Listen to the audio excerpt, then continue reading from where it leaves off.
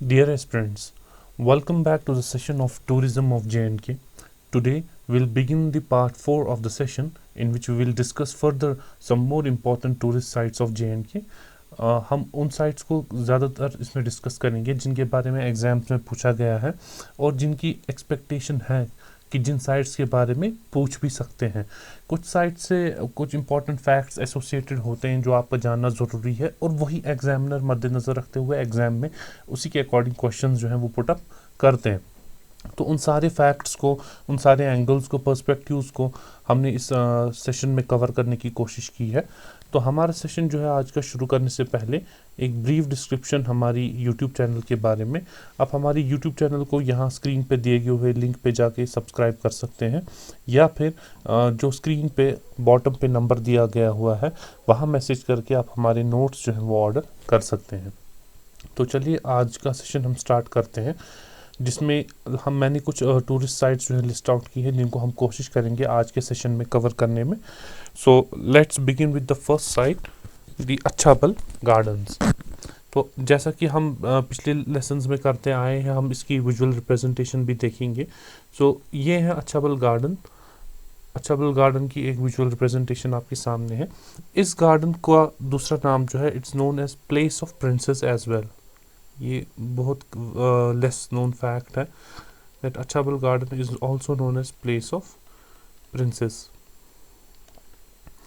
ठीक है। और एंड जैसा हमने अक्सर देखा हुआ है, गार्डन जो है they are associated with the Mughals, so it is also a Mughal garden. तो अब अगर ये मुगल गार्डन है तो मुगल्स में से ये किसने बनाया? ये मुगल एम्पर जो जहांगीर थे उनकी वाइफ नूर जहां ने कंस्ट्रक्ट किया।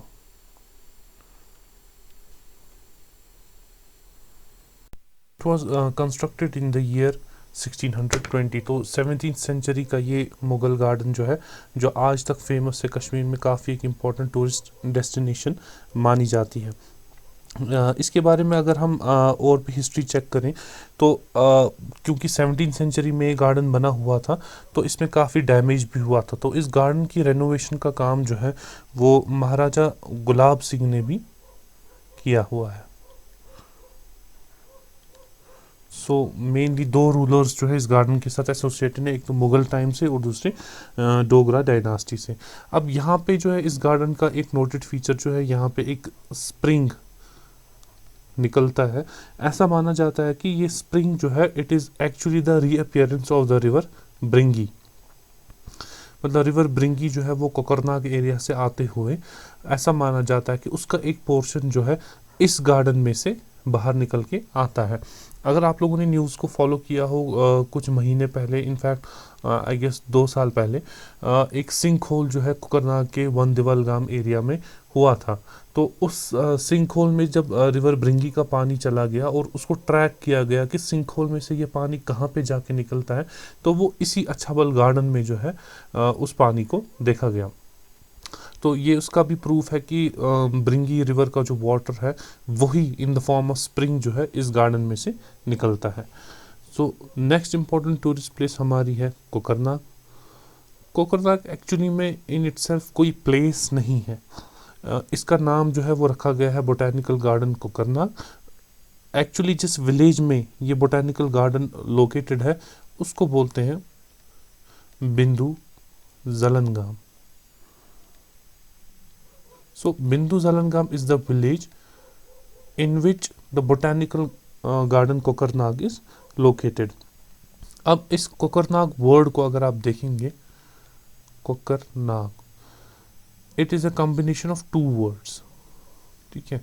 Kokar in Kashmiri means rooster and नाग मीन्स स्प्रिंग। तो इसको रोस्टर क्यों बोलते हैं? क्योंकि जहाँ पे ये स्प्रिंग का ओरिजिन होता है, इस बोटैनिकल गार्डन में कोकरनाग स्प्रिंग का जो ओरिजिन होता है, it resembles the shape of the claw of a rooster, इस तरह से। तो ये स्प्रिंग के डिफरेंट जो है यहाँ पे डिस्ट्रीब्यूटरीज हैं, इस शेप में ये फ्लो होती हैं। तो अगर आप इसको देखें ये एक चिकन क्लॉ से रिजेंबल करता है, तो इसीलिए इसको बोला जाता है Kokernag. In fact, it is the largest freshwater spring of Kashmir. Very important.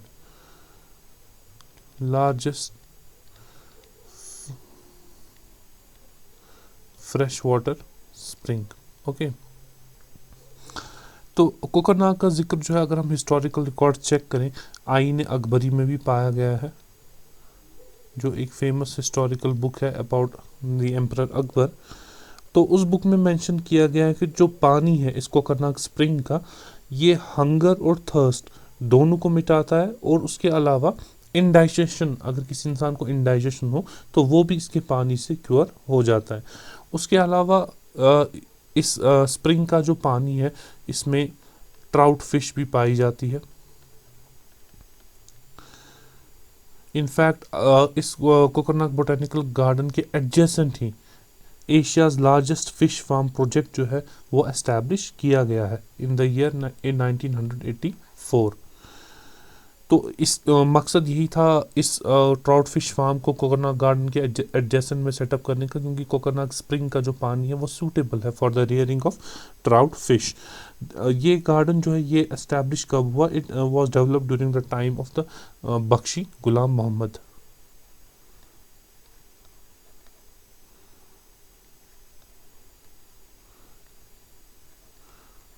तो ये मुगल्स के टाइम का नहीं है, ये मुगल गार्डन नहीं है, ये बख्शी गुलाम मोहम्मद के टाइम पे इसको डेवलप किया गया था। उसके बाद हमारा हाँ अगेन ये कोकरनाग एरिया जो है, again this is located in the district Anantnag. तो अभी हम डिस्ट्रिक्ट अनंतनाग की बात कर रहे हैं। तो हमारा जो नेक्स्ट लोकेशन है वो है गुलमर्ग। अब हम बारामूला डिस्ट्रिक्ट की तरफ रुख करते हैं, जिसमें हमारा इम्पोर्टेंट जो लोकेशन है वो है गुलमर्ग। गुलमर्ग JKSSB का फेवरेट क्वेश्चन रहा है। अगर आप पिछले साल के क्वेश्चंस चेक करें तो गुलमर्ग से रिलेटेड कुछ ना कुछ किसी ना किसी तरह से क्वेश्चन जो हैं वो पूछे गए हैं। तो काफ़ी इंपॉर्टेंट है, गुलमर्ग से रिलेटेड हर चीज़ आप पढ़ लें, अच्छे से समझ लें, इसके प्रोमिनेंट फीचर्स को जो है वो याद रखें, और कहाँ कहाँ से पोटेंशियल क्वेश्चन जो है वो अराइज हो सकते हैं वो मैं आपको इस वीडियो में बताऊंगा। फर्स्ट ऑफ ऑल, गुलमर्ग का मतलब है मेडो ऑफ फ्लावर्स। ठीक है, ये पूछा जाता है एग्जाम में कि मेडो ऑफ फ्लावर्स इनमें से किस जगह को बोलते हैं। वहाँ ऑप्शंस दिए होते हैं कंफ्यूज करने के लिए, गुलमर्ग, यूसमर्ग, खिलनमर्ग या कुछ और दिया होगा। तो इसका सही जवाब जो है वो है मेडो ऑफ फ्लावर्स, जो है वो हम गुलमर्ग को बोलते हैं। इसके अलावा गुलमर्ग के जो प्रोमिनेंट फीचर्स में से आपको याद रखना है वो है जो कश्मीर के रूलर थे in the year 1579, Yusuf Shah चक,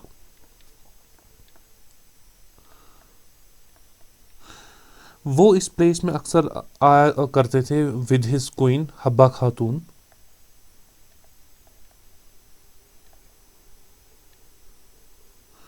तो उन्होंने ही ये गुलमर्ग नाम जो है वो इन्हीं से एसोसिएट किया गया है, यूसुफ शाह चक एंड हब्बा खातून। तो कहा जाता है कि इन्हीं के दौर में जो है इस जगह का ये नाम पड़ा हुआ है।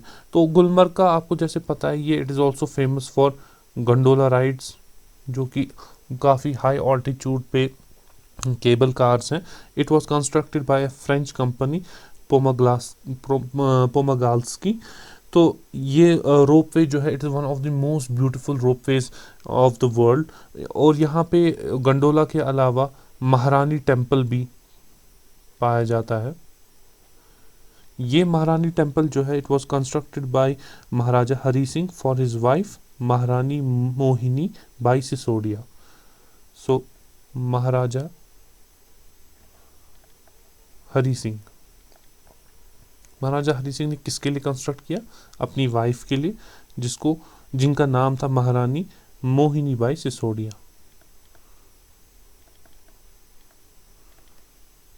तभी इसको महारानी टेम्पल के नाम से जाना जाता है। और यहाँ पे सिर्फ ना कि ये टेम्पल, बल्कि यहाँ पे एक बहुत ही ब्यूटीफुल चर्च है जिसे सेंट मेरी चर्च के नाम से जाना जाता है। अक्सर क्रिसमस के टाइम पे, न्यू ईयर के टाइम पे इस चर्च के अराउंड जो है काफ़ी ज़्यादा चहल पहल रहती है। And this church has been constructed in the British style of architecture. In fact Gulmarg जो है अब दुनिया में इतना ज़्यादा फेमस हो चुका है, हमारी कंट्री में भी इतना फेमस है कि जो फर्स्ट एवर खेलो इंडिया विंटर गेम्स जो है वो गुलमर्ग में ही हुई थी इन the year 2020। Khelo India winter games 2020 जो है वो भी इसी जगह पे ऑर्गेनाइज हुई थी। अब गुलमर्ग जो है मोस्टली फेमस है स्कीइंग के लिए, गंडोला के लिए और स्कीइंग के लिए। इंटरनेशनल स्कीयर्स जो हैं दुनिया के अलग अलग कोनों से यहाँ पे विंटर्स में आते हैं स्कीइंग करने के लिए। इनफैक्ट अगर हम स्कीइंग की हिस्ट्री को ट्रेस करें गुलमर्ग की, तो it goes back to the year 1927, जब स्की क्लब ऑफ इंडिया को यहाँ पे एस्टैब्लिश किया गया था। ये क्वेश्चन जो है it has been asked in the JKSSB examination, काफ़ी बार ये पूछा गया है। तो 1927 में स्की क्लब ऑफ इंडिया को गुलमर्ग में इस्टेब्लिश किया गया था। और आज के टाइम पे अगर हम मॉडर्न टाइम में देखें तो Indian Institute of Skiing and Mountaineering, Indian Institute of Skiing and Mountaineering, वो भी गुलमर्ग में लोकेटेड है, which has been established by the Ministry of Tourism, Government of India, in after revamping a temporary project. ये Indian Institute of Skiing and Mountaineering से पहले यहाँ पे एक टेम्पररी प्रोजेक्ट हुआ करता था जिसको बोलते थे गुलमर्ग विंटर स्पोर्ट्स प्रोजेक्ट। तो आगे जाके इसी को रीडेवलप किया गया और यहाँ पे बनाया गया Indian Institute of Skiing and mountaineering. तो उसके बाद जो हमारी नेक्स्ट इम्पोर्टेंट साइट है वो है बाबा ऋषि। बाबा ऋषि जो है ये एक रिलीजियस साइट है, एक सूफी साइट है, which has been named after famous Sufi saint Baba Payamuddin Rishi.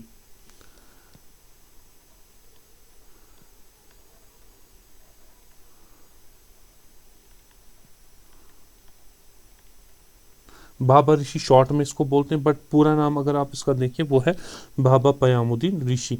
बाबा पयामुद्दीन ऋषि जो है he was a famous courtier in the court of 15th century king Zainul Abidin. Zainul Abidin एक काफ़ी फेमस किंग रहे हैं कश्मीर के, जिन्होंने यहाँ पे काफ़ी डेवलपमेंट जो है अपने टाइम पे की थी। तो इन्हीं के कोर्ट में जो है ये सूफी सेंट जो है ही वॉज ए कोर्टियर। तो ये अगर जो है हम देखें ये किस ईयर में बनाया गया, it was constructed in the year 1480 this shrine. तो आगे जाके इसमें रेनोवेशन हुई, मॉडर्नाइजेशन हुई, बट इसकी फाउंडेशन जो है जहाँ इस पे काम जो है वो शुरू हुआ वो 15th सेंचुरी में शुरू हुआ। Then comes this beautiful lake जो आप स्क्रीन पे देख सकते हैं, टारसर लेक। ठीक है, this Tarsar lake is actually an oligotrophic lake.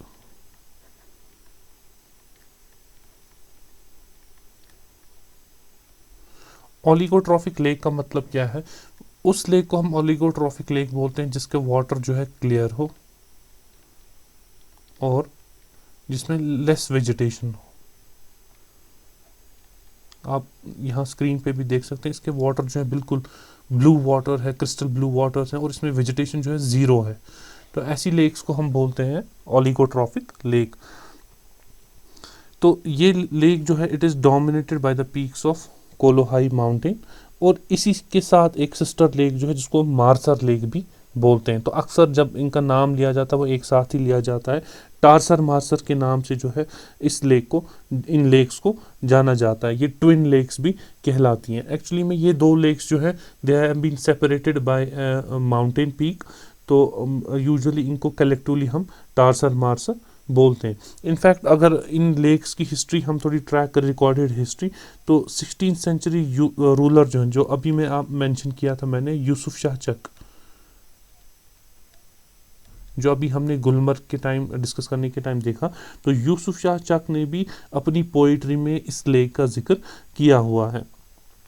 In fact ये एक इम्पॉर्टेंट काफ़ी बर्ड साइट भी है। समर सीजन में यहाँ पे डिफरेंट माइग्रेटरी बर्ड्स हमें देखने को मिलती हैं, जिसमें बार हेडेड गीज है,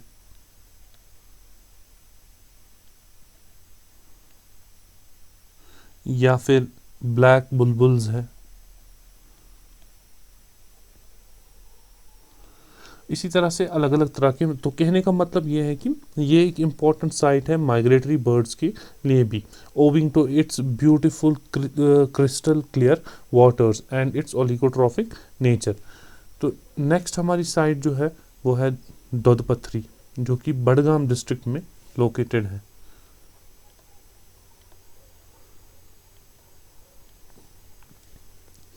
दोदपथरी की अगर हम ट्रांसलेशन देखें, it is known as the valley of milk. ठीक है, दूध पथरी। तो दूध जो है, दूध या जिसको कश्मीरी में हम दूध बोलते हैं, इसकी ट्रांसलेशन इंग्लिश में है वो है मिल्क। तो ऐसा माना जाता है, एक मिथोलॉजी के हिसाब से ये माना जाता है कि जो कश्मीर के फेमस सेंट थे, शेख नूरुद्दीन नूरानी या शेखुल आलम के नाम से भी जिनको जाना जाता है, वो once he was in search of water in these meadows. तो उनको प्रेयर्स ऑफर करनी थी, तो उनको जब पानी नहीं मिला तो उन्होंने एक स्टिक से जो है ग्राउंड पे मारा और वहाँ से पानी के बदले जो है दूध निकल के आया। तो उसी के नाम पे इसको दूध पथरी, वैली ऑफ मिल्क जो है वो कहा जाता है। Next our destination is Yusmarg. Okay, ये यूसमर्ग जो है ये भी एक ब्यूटीफुल मेडो है जो बडगाम डिस्ट्रिक्ट में पाया जाता है, and it is situated on the banks of दूध गंगा रिवर।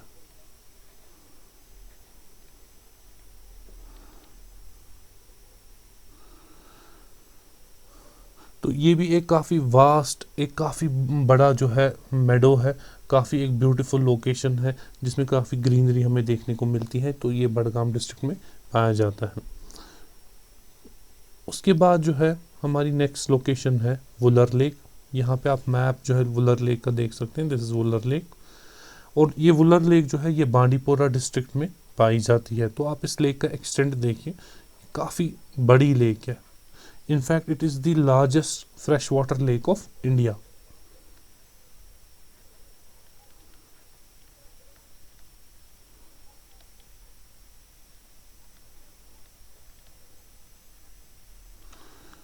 ठीक है, it was formed basically as a result of the tectonic activity.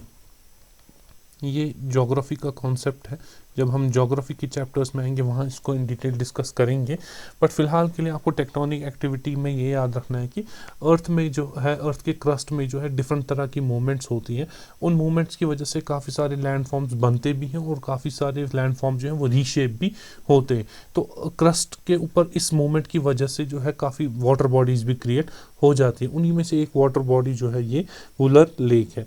Wular lake का पानी जो है वो एक्चुअली झेलम रिवर से आता है। ठीक है, so Wular lake is fed by which river? Jhelum river. Wular lake का अगर हम ऑल्टरनेट नाम देखें, it is known by the name of Mahapadmasar.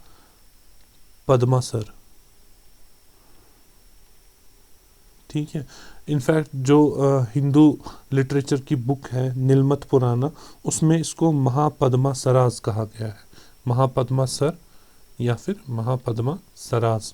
ठीक है, तो इस लेक की जो हिस्ट्री है वो काफ़ी पीछे डेट बैक करती है। अब ये जो वुलर नाम है, ये कहाँ से इसको वुलर नाम पड़ा है? एक्चुअली ये लेक इतनी ज़्यादा वास्ट है, इतनी ज़्यादा बड़ी है कि कभी इसमें हवाओं के चलने की वजह से जो है वेव्स जनरेट होती हैं, usually in the afternoon time. उन वेव्स को हम संस्कृत में उलोला, ULLOLA, उलोला के नाम से जानते थे। तो इसी उलोला का नाम जो है ओवर द टाइम करप्ट होते होते जो है उलोला से वुल्लर हो गया। ठीक है, so this Wular word has its origin in the Sanskrit word Ulola. उसके बाद जो हमारी इम्पोर्टेंट लोकेशन है वो है सोनमर्ग। सोनमर्ग या जिसको हम मेडो ऑफ गोल्ड भी बोलते हैं, दिस इज सोनमर्ग। अगेन ये आपको ऑल्टरनेट नेम्स याद रखने हैं, मेडो ऑफ गोल्ड। गोल्ड क्यों? क्योंकि सोन एंड मर्ग। सोन जो है कश्मीरी में गोल्ड को बोलते हैं, मर्ग जो है वो मेडो को बोलते हैं। तो Sonamarg is what? Meadow of gold. ये काफ़ी एक इम्पॉर्टेंट जगह है जो गांधरबल डिस्ट्रिक्ट में पाई जाती है।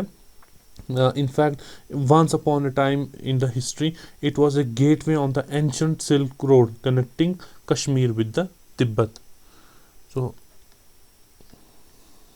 कश्मीर और तिब्बत, तो यहाँ पे जो गेटवे है it was Sonamarg at one point of time. तो यहाँ से कैरावान्स जो है ट्रेड के लिए जो है लोग जो है इसी जगह से जाते थे।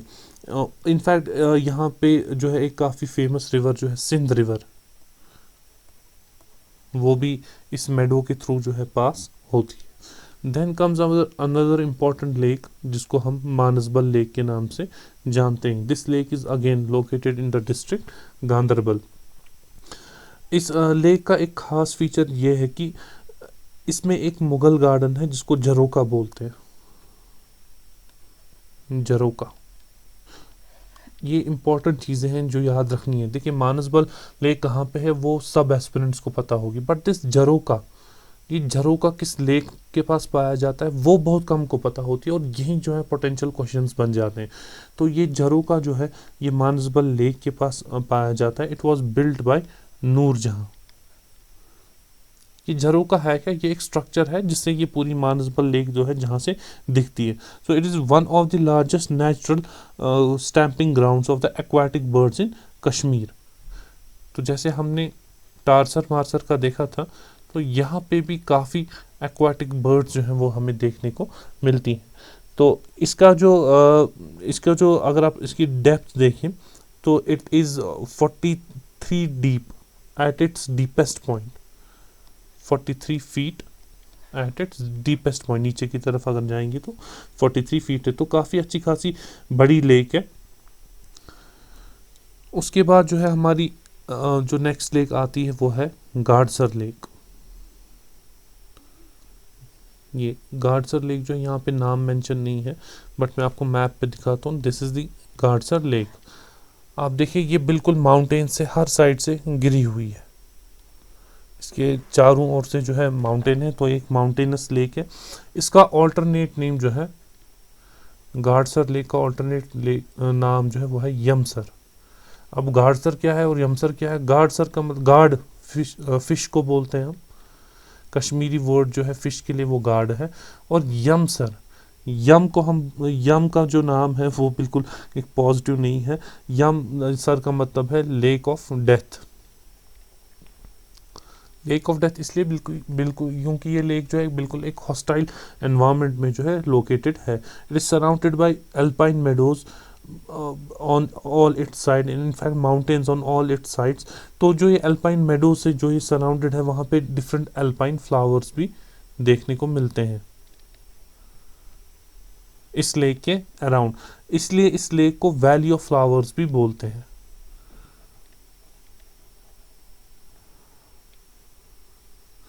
तो इस लेक का सोर्स जो है, इसमें पानी आता कहाँ से है? इसका ग्लेशियल ओरिजिन है। ग्लेशियर से पानी जब मेल्ट होता है वो इस जगह पे एक्यूमुलेट होता है, क्योंकि आप देखिए यहाँ हर तरफ से माउंटेन्स ही हैं, तो माउंटेन्स पे ग्लेशियर्स एग्जिस्ट करते हैं, और वो जब धीरे धीरे मेल्ट होते हैं तो उसका पानी जो है यहाँ पे in the form of lake जो है कलेक्ट हो जाता है, जिसको गाडसर या फिर हम यमसर लेक के नाम से जानते हैं। इसके बाद हमारी नेक्स्ट टूरिस्ट डेस्टिनेशन जो है वो है परिहासपोरा। तो ये है परिहासपोरा, जो एक काफ़ी इम्पोर्टेंट हिस्टोरिकल साइट है। इनफैक्ट ये एक हिंदू रिलीजियस साइट भी है जहाँ पे एक ज़माने में टेम्पल्स एग्जिस्ट किया करते थे। तो यहाँ पे हम इसकी थोड़ी एक्सप्लेनेशन देखेंगे। फर्स्ट ऑफ ऑल ये परिहासपोरा जो है ये बारामूला डिस्ट्रिक्ट में लोकेटेड है।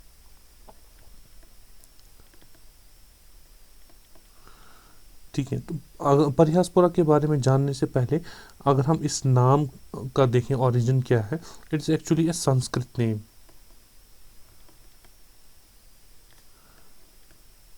परिहासपुरा, तो अगर हम इसकी इंग्लिश ट्रांसलेशन देखें, लिटरल ट्रांसलेशन देखें, it means a city of laughs.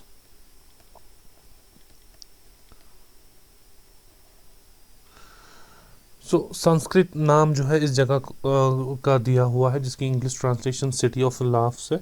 ये जगह जो है, ये प्लेस जो है, ये टेम्पल्स जो है, ये कंस्ट्रक्ट किए थे किंग ललित आदित्य ने।